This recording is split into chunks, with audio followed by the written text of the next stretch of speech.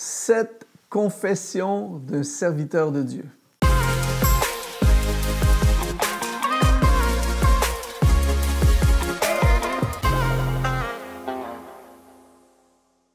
Bonjour, ici Luc Dumont d'Exponentiel.net. Merci d'être là. C'est toujours un grand privilège pour moi de passer ces quelques minutes avec toi dans le but de te propulser dans ta destinée. Aujourd'hui, je vais te partager 7 choses qui vont vraiment t'aider à réaliser ta propre destinée. Juste avant, je t'invite à une masterclass complètement gratuite qui s'appelle « Comment réussir ta vie et être heureux ». Tu vas dans le lien qui apparaît au bas de cette vidéo, dans la description de cette vidéo, et tu accèdes à cette formation. C'est tout à fait gratuit et ça va te propulser dans une vie où c'est possible de réussir et c'est possible d'être heureux. Alors, je suis dans le service pour le Seigneur depuis pas mal d'années maintenant et j'ai décidé de compiler pour toi 7 choses qui vont t'aider énormément à prendre possession de ce que Dieu a pour toi et 7 choses qui vont également peut-être t'ouvrir les yeux, 7 choses que j'aurais beaucoup aimé savoir quand j'ai commencé. Alors, première chose, première confession, c'est un bon projet n'est pas nécessairement un projet qui vient de Dieu. Dans le cours de ta vie, il va y avoir plein de projets qui vont défiler devant toi, les projets qu'on va te proposer, des projets que tu auras envie de démarrer. Mais il nous dit dans Proverbes chapitre 16 au verset 1, il dit « Les projets que forme le cœur dépendent de l'homme, mais la réponse que donne la bouche vient de l'Éternel. » J'avais tendance souvent, lorsque j'avais un bon projet ou quand on me proposait de participer à un bon projet, j'avais l'impression qu'un bon projet voulait dire que c'était un projet qui vient de Dieu. Malheureusement, souvent, des bons projets peuvent devenir des distractions pour nous éloigner et nous empêcher de faire le bon projet qui est le projet que Dieu a pour toi. La deuxième confession, c'est ce n'est pas parce que quelqu'un te dit qu'il t'appuie vraiment. L'une des choses que j'ai apprises, que j'ai découvert dans ma vie, c'est qu'il y a plein de gens qui vont apparaître dans nos vies parfois, qui ne sont pas nécessairement des personnes mal intentionnées, mais qui vont te dire « Je t'appuie dans ton projet. Si tu as besoin de moi, je serai là pour toi. Je vais t'appuyer pour que tu puisses réussir. Je vais t'appuyer dans tes études. Je vais t'appuyer dans ton ministère. Je vais t'appuyer dans ton business. » Il y a plein de gens comme ça.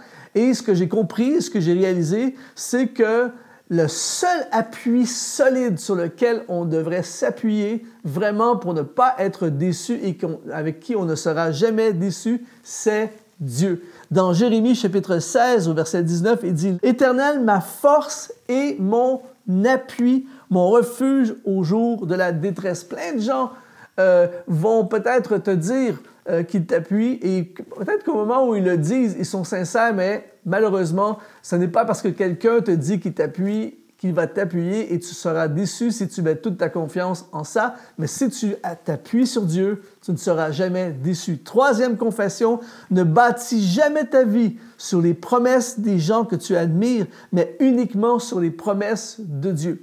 C'est-à-dire que dans le cours de ton ministère, de ton service, de ta vie chrétienne, peu importe, il va y avoir des gens que tu admires. Et il n'y a rien de mal à avoir des gens dans notre vie qui nous inspirent, que nous admirons.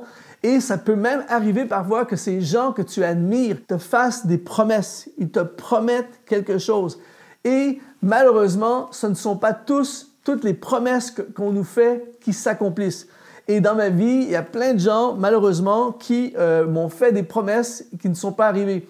Et le danger, pourquoi? Parce que j'ai vu plein de gens abandonner les voies de Dieu, se décourager, devenir amers, devenir frustrés parce que les promesses ne se sont pas réalisées. Voici comment je vois les promesses aujourd'hui. Pour moi, la promesse de quelqu'un, c'est comme un bonus. C'est-à-dire que si ça arrive, tant mieux, c'est un bonus, mais je ne bâtis pas ma vie, mon avenir, mes projets, tout ce que j'ai dans mon cœur sur les promesses de quelqu'un parce que la vie change, les personnes changent, il arrive des événements. Lorsque la personne te fait la promesse, elle est dans un contexte où c'est possible, mais parfois, cette même personne va avoir d'autres événements dans sa vie qui vont faire en sorte qu'elle ne peut pas tenir la promesse. Mais si tu t'appuies sur Dieu pour ta promesse et tu fais confiance aux promesses de Dieu, tu ne seras jamais déçus. Il dit dans Josué, chapitre 21, verset 45, « De toutes les bonnes paroles que l'Éternel avait dites à la maison d'Israël, aucune ne resta sans effet, toutes s'accomplirent. » Amen. Quand Dieu dit quelque chose, il dit et la chose arrive. Il ordonne et la chose existe. Donc, appuie-toi sur les promesses de Dieu et les promesses des hommes. Eh bien, ce sont des bonus. Si ça arrive, c'est génial. Si ça n'arrive pas, on continue. Quatrième confession, c'est faire confiance aux gens ne devrait jamais faire abstraction à ton discernement. C'est-à-dire qu'il y a des gens dans notre vie qu'on a envie de leur faire confiance et il y a plein de gens en qui on peut avoir confiance. Mais malheureusement, il y aura dans ta vie des gens qui vont te décevoir. Il y aura dans ta vie des gens qui sont faux. Il y aura dans ta vie, malheureusement, parfois même des personnes pièges. Et le danger, c'est que lorsqu'on fait confiance, on peut avoir ce qu'on appelle une confiance aveugle. On a confiance aveuglément dans nos parents, confiance aveuglément en un leader chrétien, confiance aveugle en notre patron, confiance aveugle à des gens dans notre famille autour de nous. Et le danger, c'est que c'est comme si on éteignait notre discernement. Voici ce que je te suggère aujourd'hui, basé sur mon expérience personnelle et basé sur ma compréhension des Écritures.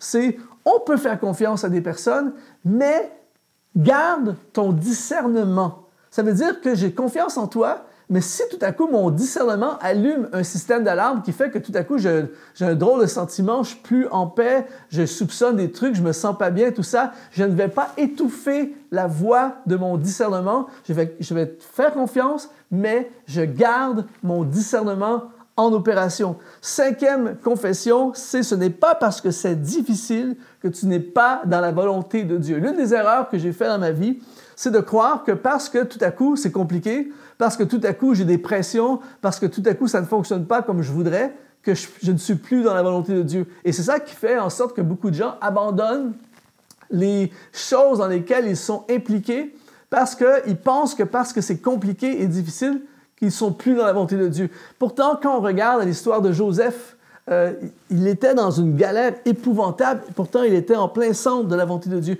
Jésus, à la crucifixion, juste avant dans le jardin de Gethsémani, si cette coupe pouvait s'éloigner de moi, la pression qui est sur lui, tout le monde l'abandonne, et pourtant il était en plein centre de la volonté de Dieu. Donc, ce n'est pas parce que tu vis quelque chose de difficile en ce moment, ce n'est pas parce que des gens te laissent tomber, ce n'est pas parce que ça ne fonctionne pas comme tu aimerais que ça fonctionne, que tu es en dehors de la volonté de Dieu. Ce que ça te dit, à toi et à moi, ce que ça nous dit, c'est on s'accroche, on persévère parce qu'on croit que Dieu est avec nous. Sixième confession, c'est ne recherche pas le spectaculaire, recherche ce dans quoi Dieu choisit de se manifester. L'un des dangers, c'est de chercher les choses wow, le phénomène wow, les choses qui rayonnent, les choses spectaculaires. Et pourtant, quand on étudie la Bible, Dieu se manifeste la plupart du temps dans des choses très ordinaires.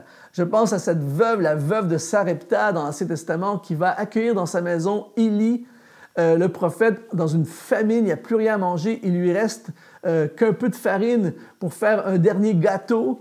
Et elle choisit de prendre ce moment ordinaire avec un gâteau, de la farine, avec le prophète dans sa maison. Elle choisit de s'investir là-dedans, même si c'est profondément ordinaire, et c'est ça qui va activer l'extraordinaire. Ne cherche pas dans ton ministère le spectaculaire, cherche ce dans quoi Dieu choisit de se manifester. Et parfois, il peut se manifester dans des choses tellement simples, dans des choses qui ont l'air tellement insignifiantes, et pourtant tu ne le sais pas, mais tu es à la porte de quelque chose de miraculeux. Et septième confession, c'est la route de l'humilité te sortira toujours des situations difficiles. La Bible dit très clairement, Dieu résiste aux orgueilleux et il fait grâce aux humbles. Dieu fait opposition à l'orgueilleux, mais il accorde sa faveur aux humbles. Si en ce moment tu traverses une situation difficile, si tu vis une injustice, si tu as fait des erreurs même dans ta propre vie, tu as échoué quelque chose, tu as